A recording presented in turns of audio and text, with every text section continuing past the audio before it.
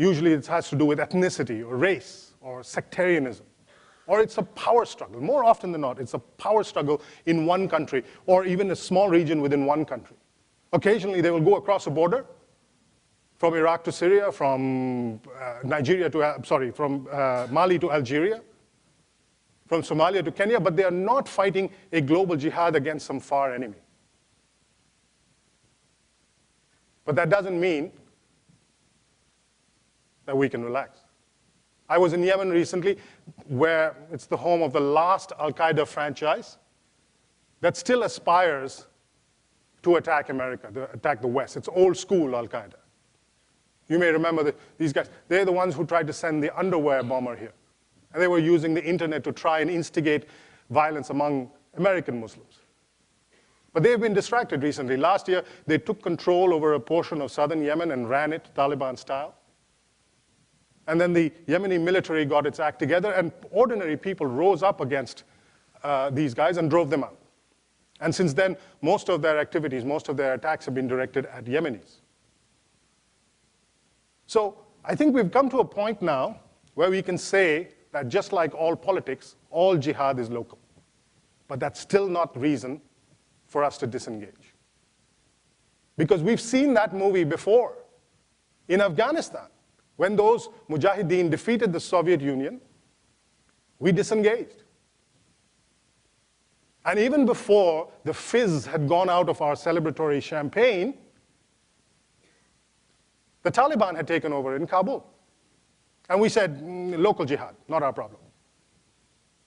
And then the Taliban gave the keys of Kandahar to Osama bin Laden. He made it our problem. Local jihad, if you ignore it, becomes global jihad again. The good news is that it doesn't have to be. We know how to fight it now. We have the tools, we have the know-how. And we can take the lessons we learned from the fight against global jihad, the victory against global jihad, and apply those to local jihad. What are those lessons? We know who killed bin Laden, SEAL Team 6. Do we understand who killed bin Ladenism? Who ended the global jihad? There lie the answers to the solution to local jihad. Who killed bin Ladenism? Let's start with bin Laden himself. He probably thought 9/11 was his greatest achievement. In reality, it was the beginning of the end for him. He killed 3,000 innocent people, and that filled the Muslim world with horror and revulsion. And what that meant was that his idea of jihad could never become mainstream.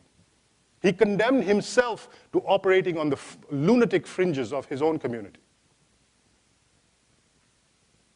9/11 didn't empower him, it doomed him. Who killed bin Ladenism? Abu Musab Zarqawi killed him. He was the especially sadistic head of Al-Qaeda in Iraq who sent hundreds of suicide bombers to attack not Americans, but Iraqis, Muslims, Sunni as well as Shiites. Any claim that Al-Qaeda had to being protectors of Islam against the Western Crusaders was drowned in the blood of Iraqi Muslims. Who killed Osama bin Laden? The SEAL Team 6. Who killed bin Ladenism? Al Jazeera did. Al Jazeera and half a dozen other satellite news stations in Arabic, because they circumvented the old state-owned television stations in a lot of these countries, which were designed to keep information from people.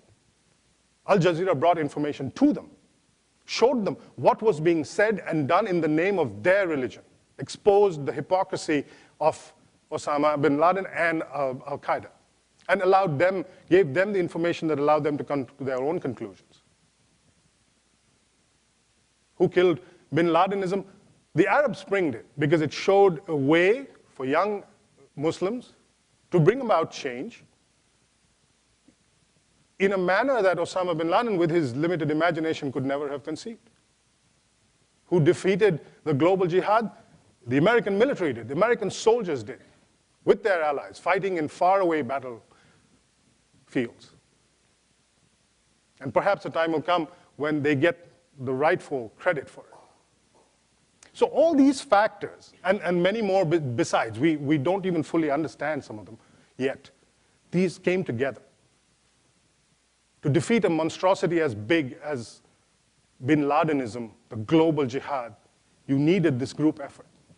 Now, not all of these things will work in local jihad. The American military is not going to march into Nigeria to take on Boko Haram. And it's unlikely that SEAL Team 6 will rappel into the homes of al-Shabaab's leaders and take them out. But many of these other factors that were in play are now even stronger than before. Half the work is already done. We don't have to reinvent the wheel. The notion of violent jihad, in which more Muslims are killed than any other kind of people, is already thoroughly discredited. We don't have to go back to that.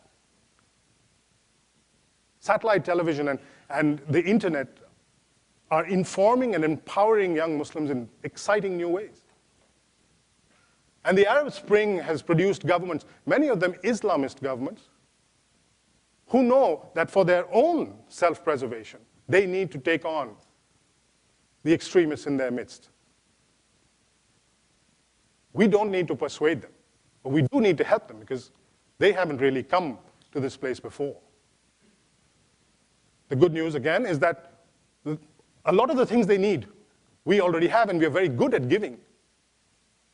Economic assistance, not just money, but expertise, technology, know-how. Private investment, fair terms of trade, medicine, education, technical support for training for their police forces to become more effective, for their anti-terror forces to become more efficient. We've got plenty of these things. Some of the other things that they need, we're not very good at giving. Maybe nobody is. Time, patience, subtlety, understanding. These are harder to give. I live in New York now.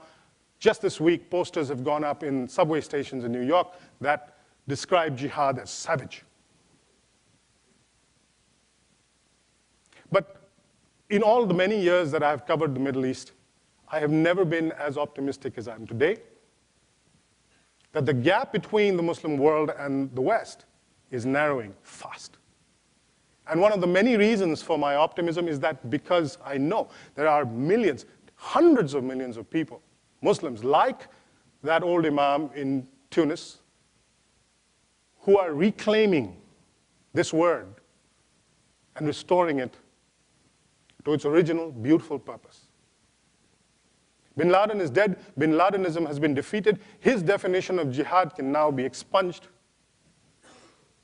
To that jihad, we can say, goodbye, good riddance. To the real jihad, we can say, welcome back. Good luck. Thank you.